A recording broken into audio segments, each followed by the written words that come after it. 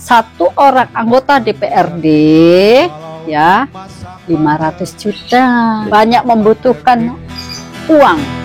Apakah selamanya politik itu kejam? Pada beberapa bulan yang lalu saya mencoba ingin berkiprah di politik, yaitu dengan cara saya mendaftar sebagai bakal calon Bupati Pringsewu atau Wakil Bupati Pringsewu. Ya.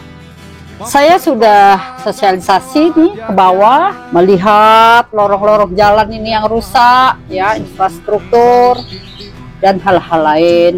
Kemudian supaya masyarakat Kabupaten Pringsewu ini lebih kenal dengan saya berusaha dengan memasang banner-banner di titik-titik tertentu. Artinya saya sudah berusaha untuk masuk ke ranah politik tersebut dengan harapan saya sebagai putri asli Kabupaten Pringsewu yang lahir dan tinggal di sini, Pakon Tambarjo, Kecamatan Ngadian Pringsewu, bisa menjadi pemimpin masyarakat Kabupaten Pringsewu, yaitu Bupati Pringsewu. Tapi di pertengahan perjalanan, ya, saya sudah yakin, masa saya sudah banyak, ya, harus kecewa. Kecewanya karena apa, Bun? Kecewanya ternyata di dunia politik tersebut banyak membutuhkan uang atau biaya. Kosnya Jadi besar ya, Bun? Kosnya besar. Jadi setelah saya belajar ya dari orang-orang politik, kalau mencalonkan diri sebagai bupati, wakil bupati, kosnya itu besar, minimal 50 miliar. Iya. Nah, itu sudah saya coba. Saya sampaikan proposal itu kepada yang bersangkutan, ya, dengan nilai 50 miliar.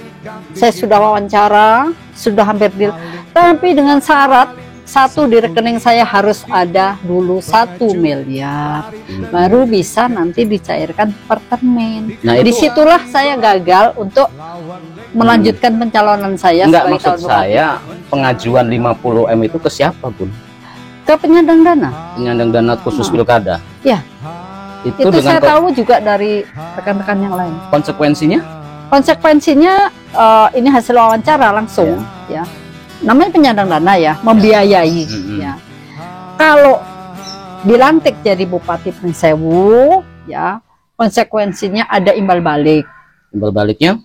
Dikembalikan melalui proyek. Oh, berarti gini, Bun, yang menjadi pertanyaan saat ini juga, ketika para kandidat ini menggunakan pihak ketiga dana itu, berarti konsekuensinya mereka juga harus mengembalikan itu dengan proyek. Oh, itu saya tidak tahu. Siapa tahu dari calon bupati dan wakil bupati ada uang pribadi. Ini pengalaman saya loh. Karena begini, Bun, diakui tidak diakui, anggaran 50 M itu kan tidak sedikit tuh. Ya. Artinya ketika salah satu calon itu terpilih menjadi bupati, kalau syukur dia menggunakan dana pribadi yang tidak mengembalikan dengan konsekuensi proyek, secara otomatis kan dikuasai oleh pengusaha nih anggaran yang ada di pemerintah daerah. Saya minta tanggapan Bunda terkait kos politik yang besar itu, tanggapannya gimana, Bu? Karena kan kita untuk membeli perahu aja besar kan biayanya. Ya, jadi kos politik itu saya tahu itu kalau lobby, ya. Saya juga sudah bertemu langsung dengan seorang ketua DPD Provinsi Lampung Parpol yang tidak saya sebutkan. Itu kos untuk menjadi calon itu satu orang anggota DPRD, ya, 500 juta.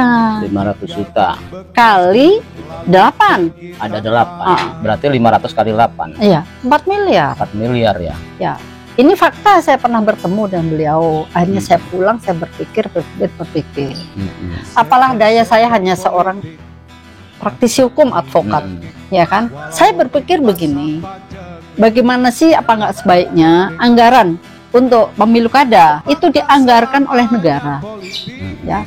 Jadi perlu judicial review, ya, di MK tentang undang-undang partai politik. gitu loh. Tapi kan itu tidak menjamin juga, Bun. Artinya ketika oke lah biaya politik dibiayai oleh negara kan ya.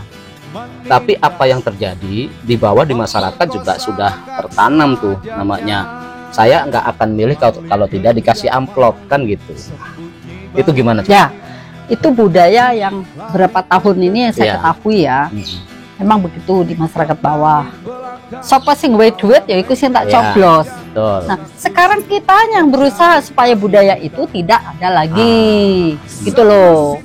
Perlunya sosialisasi. Tapi ngomong-ngomong nih Bun, Bunda kan kemarin sudah sosialisasi nih.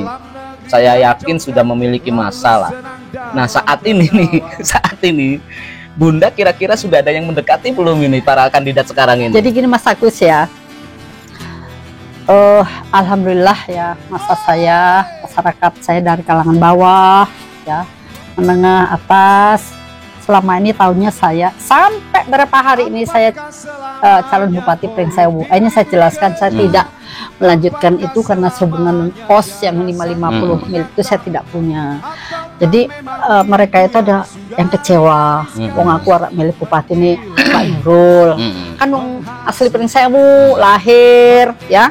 Terus tinggal di Tambak Rejo. Pendukung Bunda kan kemarin banyak nih. Mungkin Bunda akan mengarahkan pendukung Bunda ini ke salah satu kandidat yang ada di Pringsewu, kan gitu. Itu menurutmu. Tapi begini, sampai hari ini nih belum ada 4 pasangan calon bupati dan wakil bupati Pringsewu yang sudah menghubungi saya, WA, telepon atau datang ke tempat kediaman saya ini hingga hari ini nih. Ya, jadi ya masa saya juga komunikasi. Ya udahlah Bunda, nanti kita ikutin selanjutnya gimana ya Bunda. Gitu.